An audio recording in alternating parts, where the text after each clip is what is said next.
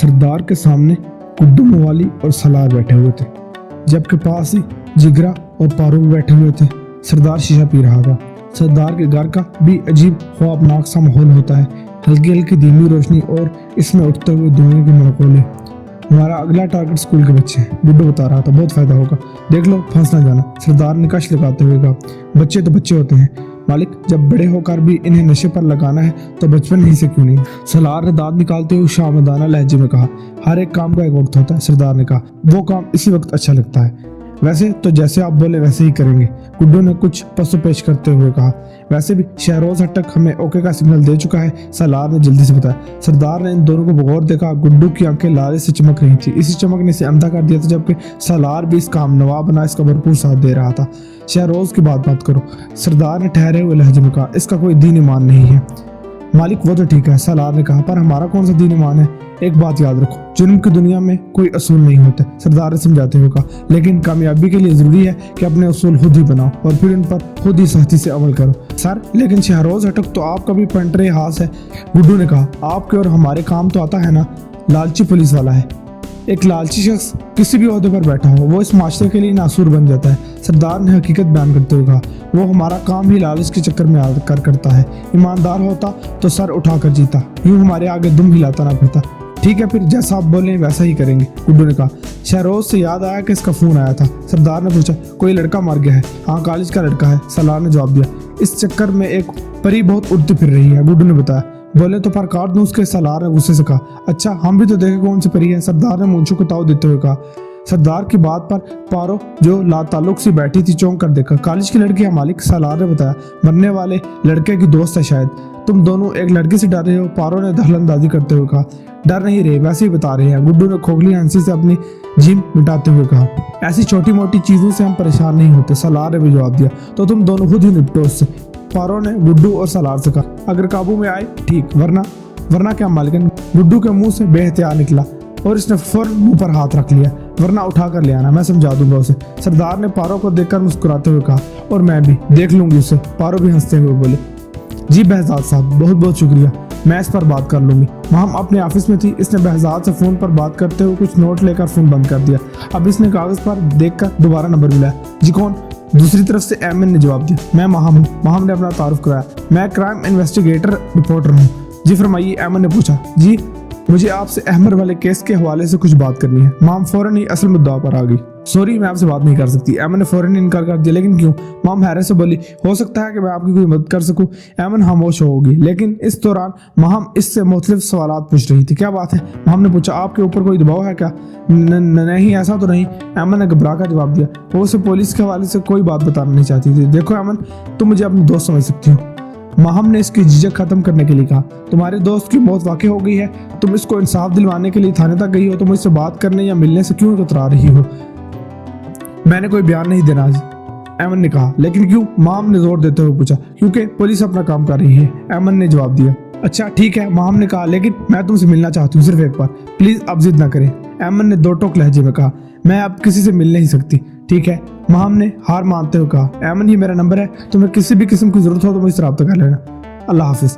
एमन ने फोन पर खुदा हाफिज कहकर फोन बंद कर दिया। लेकिन अगले ही लम्हे इसके फोन पर एक और अजनबी कॉल आने लगी। एमन ने कुछ सोचते हुए फोन अटेंड किया तो दूसरी तरफ शहरोज था। जी सर, आपने फोन किया? एमन ने तजस्सुस से पूछा। कोई खबर है आपके पास? जी हाँ, एक खबर तो बहुत अच्छी है, शहरोज ने शोखला जवाब दिया। हम मुजरिमों के करीब पहुंच गए हैं। ओह वेरी गुड, एमन ने खुशी से कहा। ये तो वाकई अच्छी खबर है। तो आप ठीक हैं? शहरोज ने मजीद बात करते हुए कहा। मेरा मतलब है कोई परेशानी वगैरह की बात तो नहीं है ना? नहीं, मैं ठीक हूँ, एमन ने कहा। आपका शुक्रिया, ये मेरा नंबर है, शहरोज ने कहा। जब भी कोई परेशानी हो तो आप मुझे फोन कर सकते हैं। ठीक है, एमन ने गर्दन हिलाते हुए कहा। बस मेरी पहली वाली बात का ख्याल रखना और मीडिया से दूर रहना, शहरोज ने उसे दोबारा तलकीन की। जी जी बिल्कुल, आप बेफिक्र रहें, एमन ने यकीन दिलाकर फोन बंद कर दिया। शहरोज ने घूम कर देखा तो शहाना भी मौजूद थी। अरे तुम कब आई? शहरोज ने हजल होते हुए कहा। कौन से मुजरिमों के करीब हो गए? शहाना ने इसके सवाल का जवाब देने के बजाय उल्टा सवाल करते हुए कहा। असल मुजरिम तो आपके हिस्सेदार हैं हटक साहब, किसी ना किसी को बली का बकरा तो बनाना है ना, इसने हंसते हुए कहा। और वो कौन है? शहाना ने पूछा। है एक, इसे पहले ही ताड़ कर रखा हुआ था, बस वक्त का इंतजार कर रहा था, शहरोज ने जवाब दिया। थोड़ी देर में हवालात खुद ही देख लोगे। जरूर देखूंगी वो कौन है जो एक लड़की की खुशी की खातिर बेगुनाह बलि पर चढ़ा दिया जाएगा। शहाना ने तंज किया तो शहरोज ने इसे एक नजर देखा और हंसना शुरू कर दिया। बेगुनाह तो नहीं है यार, ऐसे क्यों हंस रहे हो? मैंने कोई लतीफा सुना दिया है क्या? शहाना ने पूछा। नहीं, बस तुमने ये साबित कर दिया कि तुम एक औरत हो, शहरोज ने कहा। और किसी भी शोबे से ताल्लुक रखती हो, किसी भी ओहदे पर हो, एक औरत ही होती है, नाजुक दिल की मानंद। लेकिन मैं नाजुक दिल बिल्कुल भी नहीं हूँ, शहाना ने मुस्कुरा कर कहा। चाहो तो आजमा कर देख लो। कुर्बानी के बकरे के तौर पर जो शख्स सवारात में बांधता वो फरहाद था। इसे खूब मार पड़ी थी। सिद्दीकी और राना इससे कुछ पूछगिछ में मसरूफ थे। इससे तो ऐसे तफ्तीश हो रही है जैसे सारा गैंग यही कुर्बानी का बकरा चला रहा था। बाहर मौजूद शहाना तंजिया अंदाज में बड़बड़ा रही थी। भाई मैं बेकसूर हूँ, मैंने तो मजाक में से नशा करवाया था जो कुछ ज्यादा हो गया, फरहाद ने दर्द से चिल्लाते हुए कहा। मजाक में या दुश्मनी में? राना ने एक थप्पड़ मारते हुए पूछा। दुश्मनी नहीं भाई, फरियाद ने रोते और गिड़गिड़ाते हुए पूछा। वो तो दोस्त था मेरा, तो तुम छुप क्यों रहे थे? सिद्दीकी ने सवाल किया। मैं डर गया था, फरहाद ने हाथ जोड़ते हुए कहा। सच में? मैं बहुत डर गया था। नशा सप्लाई कौन करता है? सिद्दीकी ने पूछा। मैं नहीं जानता, कोई लड़का है वो, फरहाद ने हकलाते हुए कहा। नाम बताओ, राना ने धमकाते हुए कहा, वरना खाल उधेड़ दूं तुम्हारी। बताता हूँ भाई, बताता हूँ, फरहाद ने खौफजदा होते हुए कहा। लेकिन वो मुझे मार देगा। तुम यहाँ से बाहर जाओगे तो मारेगा ना? राना इसकी गुद्दी पकड़ते हुए बोला। भाई मुझे छोड़ दो, गलती होगी। फरहाद ने रोते हुए दोबारा हाथ जोड़ दिया। आइंदा नहीं करूंगा। एक बंदा जान से चला गया और तुम कह रहे हो कि आइंदा नहीं करूंगा? सिद्दीकी ने सख्त से कहा। भाई मुझे माफ कर दे। फरहाद मुसलसल गिड़गिड़ा कर माफी मांग रहा था। सप्लायर का नाम बताओ, सिद्दीकी ने कहा। वो थूक निकलते हुए सलार नाम है उसका। राना और सिद्दीकी एक दूसरे को देखने लगे। अब आया है ना टर्निंग पॉइंट कहानी में। शहाना मजीद बड़बड़ा रही थी। देखते हैं क्लाइमैक्स क्या होता है, मुजरिम को पकड़ा जाता है या भगा दिया जाता है। दूसरी तरफ माहम इब्रार को अहमर की मौत और अमन के हवाले से बता रहे थे, लेकिन इब्रार इस केस में दिलचस्पी नहीं ले रहा था, बल्कि वो अपने लैपटॉप में मसरूफ था। सर ऐसा लगता है जैसे इस लड़की को मुझसे बात करने से रोका गया हो। लेकिन मैं एक बार इससे मिलना चाहती हूँ। वक्त ज़ाया करोगी पहले की तरह? इस केस पे बिल्कुल भी जान नहीं है सर। एक बंदा जान से चला गया है और आप कह रहे हैं कि भाई मुझे एक बिल्डर के खिलाफ स्टिंग ऑपरेशन करना है, मेरी सारी तवज्जो उस पर है। वो बड़बड़ाते हुए बोला। सुना है बड़ा माल है इसके पास। सर इसके माल का क्या करना है? हमें तो मास्टर के गलत कामों की निशानदेही करनी है। अरे नहीं, तुम गलत समझी हो, नाजायज तरीके से माया के कमाल की बात कर रहा हूँ। वो जीभ मिटाते हुए बोला। वैसे भी मेरे नजदीक एक माल की अहमियत नहीं बल्कि रेटिंग की है। इसने आहिस्ता से खुद कलामी करते हुए कहा। रेटिंग आ जाए तो माल खुद ही बनना शुरू हो जाएगा। लेकिन सर इस मनशियात के धंधे का क्या करना है? इससे जान नहीं छुड़ानी क्या? हमारे नौजवानों को आहिस्ता आहिस्ता निकल रहा है ये जहर। यार मैंने ये मालूम करवाया था इस धंधे के बारे में। वैसे भी ये सारा काम गुड्डू मवाली देखता है और इस पर हाथ कोई नहीं डाल सकता, पुलिस बिल्कुल भी नहीं। क्यों? ये गुड्डू मवाली इतना ताकतवर है क्या? सरदार का खास आदमी है वो। असल ताकत तो सरदार के पास है, बड़े बड़े वजीर इसकी जेब में है, पुलिस वाले तो इसके मुलाजिम है, इन सबको पालता है वो। यानी आप सब जानते हैं। जब भी तो कह रहा हूँ कि इस मामले से दूर हो, इसमें हमारी भलाई है। राना और सिद्दीकी शहरोज को फरहाद के बारे में बता रहे थे, साथ ही शहाना भी बैठी हुई थी। वो सलार का नाम ले रहा है। ये तो पहले ही पता है, सलार तो गुड्डू का खास आदमी है। ये धंधा वही लोग चलाते हैं, सरदार के लोग हैं। इस लड़के फरहाद का क्या करना है? इससे ज्यादा कुछ मालूम नहीं होगा। इस लड़के को कुछ दिन हवालात मान रखो। क्यों? किसी को दिखाना है क्या? नहीं, इसके घर वाले आएंगे तो इनसे बात करेंगे। इसी वक्त सरदार का फोन आया। इसे जिगरा ने रिपोर्ट दी थी गुड्डू अचानक कहीं गायब हो गया। ये कैसे हो सकता है? इसे तलाश करो, सारा माल तो इसी के पास। कहाँ जा सकता है? देखो कहीं दारा बदमाश काम ना कर गया हो। उसको इसकी टो लगी रहती थी। और ये भी देखो कि कहीं इसकी अपनी नीयत तो नहीं खराब होगी। जो भी हो कहीं से भी तलाश करो, मेरे बंदे भी इसे ही ढूंढ रहे हैं।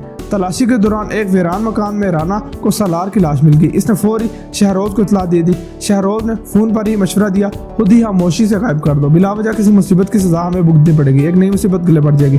सरदार परेशान है, गुड्डू मवाली का कहीं पता नहीं चल रहा। आप गुड्डू मवाली को कहाँ देखें? शायद किसी दुश्मन ने मार दिया है या खुद कहीं भाग गया है। हाँ खुद ही भाग गया होगा साला, सरदार से तागा कर। लेकिन सलार को किसने मरवाया है? शहाना ने अपने ख्याल का इजहार किया। कुछ भी हो सकता है। इस सिलसिले में 3 कहानियां पेश की जा सकती हैं। पहली ये कि सलार को या तो गुड्डू ने खुद ही कत्ल करके माल गायब कर गया हो और दारा से या किसी और ग्रोह से मिल गया हो।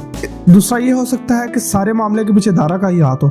इसने गुड्डू को गायब किया हो या रास्ते से हटाया और सलार को मरवा दिया हो। जाहिर है ये 2 ही बातें हो सकती हैं। नहीं, एक और कहानी भी हो सकती है ज्यादा दिलचस्प, और ये सारा किया दरा खुद सरदार का हो सकता है। इसने हुड ड्रामा किया होगा। आखिर को डॉन है, कभी किसी को मरवा सकता है। सिद्दीकी खड़ा होकर सोच रहा था। चौथी कहानी की तरफ तो किसी का ख्याल भी नहीं गया। सिद्दीकी को याद है कि कुछ दिन पहले इसने सलार को पकड़ा था। सलार छोटे बच्चों को नशा देने की तैयारी कर रहा था। तुम मेरा कुछ नहीं बिगाड़ सकते, तुम लोग सरदार की जेब में हो, मुझे कोई खरीद नहीं सकता। भूल है तुम्हारी, गुड्डू मवाली सरदार का खास आदमी है और मैं गुड्डू का। यूं तुम सब हमारी जेब में हुए ना। तुम जिंदा रहोगे तो खास आदमी बनोगे ना रहेगा बांस ना बजेगी बांसुरी। सिद्दीकी ने इसे जान से मार दिया था। शहरोज के पास सरदार का फोन आया तो सिद्दीकी अपने ख्याल की दुनिया से बाहर आया। गुड्डू ज्यादा काम का नहीं था, सरदार बता रहा था कहीं भी मिले तो इसकी फाइल बंद कर देना। लेकिन ऐसा क्यों? अब वो सिक्योरिटी रिस्क बन चुका है, दूसरे सूबों की पुलिस की नजरों में आ चुका है, जबकि दूसरे ममालिक में भी इसका नाम लिया जा रहा है। ठीक है, जैसे आपका हुक्म, लेकिन मुझे लगता है कि वो शायद कहीं और भाग चुका है। मुझे नहीं लगता, यही किसी बिल में छुपा बैठा हुआ होगा, सारा माल अकेले हड़प करना चाहता है। ओह, तो ये असल बात है, लेकिन मारने से पहले इससे सारा माल निकलवा लेना। नशा भी बहुत महंगा हो गया है। सिद्दीकी गुड्डू के पास बैठा था, इसने गुड्डू मवाली को कैद किया हुआ था। तुम्हारी फाइल बंद हो चुकी है, सरदार ने तुम्हें मारने का हुक्म दे दिया। अगर एक बार निकल जाऊं फिर देख लूंगा सबको, और तुम्हें भी। बाहर कैसे निकलोगे? मैं तुम्हें तो जिंदा छोड़कर ही नहीं जाऊंगा। तुम क्या करोगे? कब तक यूं बांध कर रखोगे? देखो, अगर मैं तुम्हें छोड़ भी दूं तो पुलिस या सरदार के आदमी तुम्हें मार देंगे। खूनख्वार कुत्तों की तरह तुम्हारी तलाश में है। इन सब से मैं निपट लूंगा एक एक करके। नहीं, लेकिन मैं नहीं छोड़ूंगा तुम्हें। पता है क्यों? क्योंकि मैं नहीं चाहता कि नशा आवर माल इनके हाथ लगे, और मुझे मारने के बाद तुम्हारे साथ क्या होगा कुछ पता है? कुछ नहीं होगा। तुम्हारा कत्ल भी दारा बदमाश के खाते में जाएगा। ये कहते हुए सिद्दीकी ने ट्रिगर दबा दिया।